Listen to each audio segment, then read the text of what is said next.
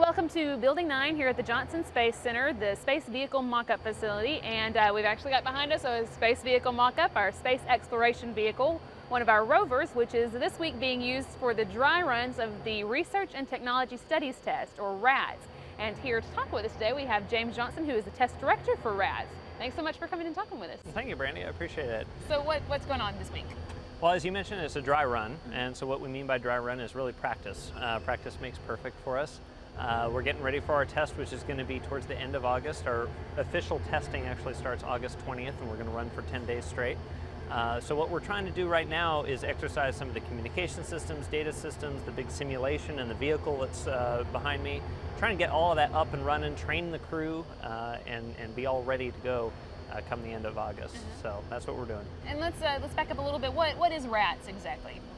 So RATS is Research and Technology Studies, as you mentioned, and what that does is we analyze both architectures, mission architectures, how you're going to conduct a space mission going to an asteroid, going onto Mars, going back to the moon, wherever we may go outside of low Earth orbit, and then the technology piece.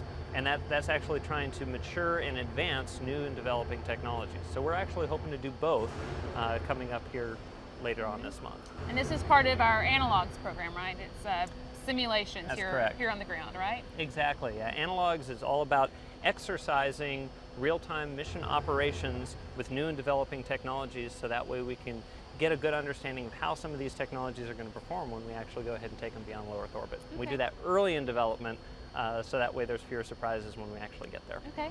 And folks who watch NASA TV a lot may have seen fairly recently the NEMO mission down below the sea, another one of our analogs, and we also had one just last month in Hawaii doing some in situ resource utilization work. So we've got a lot of different things going on, but what we're trying to accomplish specifically with this year's RATS test?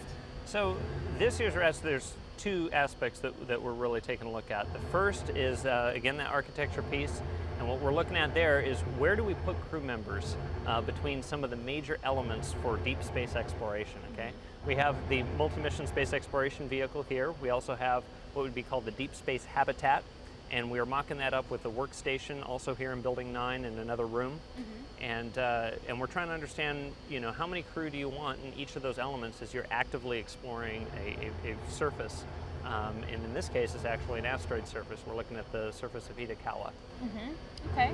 So. And I guess we've had many RATS tests in the past. Usually, though, we have desert in front of the RATS, desert RATS. Right. This year, though, we're here in Houston at Johnson Space Center. Why is that? Well, there are a few different reasons for it. What we really want to do is make sure we're testing in the best environment to get as much data as we possibly can for those future architectural scenarios. And the desert doesn't really lend itself well to an asteroid surface. That's a microgravity environment. So with the NEMO test, we ended up focusing a little bit more on the microgravity aspects. And for the actual exploration aspects, we found we can do a lot of that through simulation. And that's why we're here utilizing the simulation behind us. Okay. And you mentioned, like you said, this the SEV, the Space Exploration Vehicle behind us is one of the ways, and we've got a few others. You mentioned the Deep Space Habitat. It all comes together and hopefully will help us figure out how we're going to send humans to an asteroid in the future? Exactly. Yeah, we want to understand how we're going to do it. We want to understand the technologies that are going to take us there. So, the other piece is that technology studies, and one neat thing that we're doing at RATS this year is we're actually demonstrating some new generation fuel cell technologies. So we actually will have a fuel cell coming in here periodically and providing power to the space exploration vehicle. And then as they're providing that power, fuel cell is going to provide power. It also produces a lot of water in that process. And that water is going to get taken to another facility here on site to exercise another technology called Marco Polo, and that's a demonstration technology for electrolysis of water, breaking down the water, turn it into hydrogen, oxygen, assuming that water was actually gathered through in situ resource utilization. Okay. So that way we're testing out a couple of different technology pieces while we're answering some of the questions of how we're going to explore an asteroid. And hopefully all this comes together and you've got kind of a big piece of the exploration puzzle solved by the time we're ready to go, right? Exactly. What we do is we call that the ops concept. And what we try to do is define how are you going to do those operations, how are you going to conduct that mission, so that way as you are developing your hardware, everybody is in lockstep with how you're going to develop the hardware, why you're developing it, what the core needs and goals and objectives are for that hardware.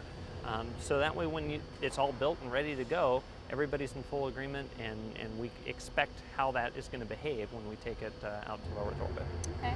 And you know, I think a lot of people are talking about the Curiosity landing that's coming up on exciting, Mars yeah. well, next week, at the beginning of next week.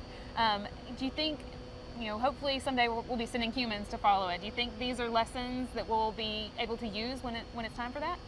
Oh, certainly. You know, the question of where do you place crew between some of the deep space elements is one that is not unique just to asteroid exploration. It applies to Mars, it applies to lunar exploration, any destination we go. How do you really handle those types of operations? Where do you place the crew? How are they best utilized? Those questions are going to apply even when we go to Mars. And so hopefully the lessons that we learn here, we'll be able to go ahead and apply when we actually set foot on Mars. Okay, maybe we'll come back and talk more about that when that happens too. I hope I can be here for that. Absolutely.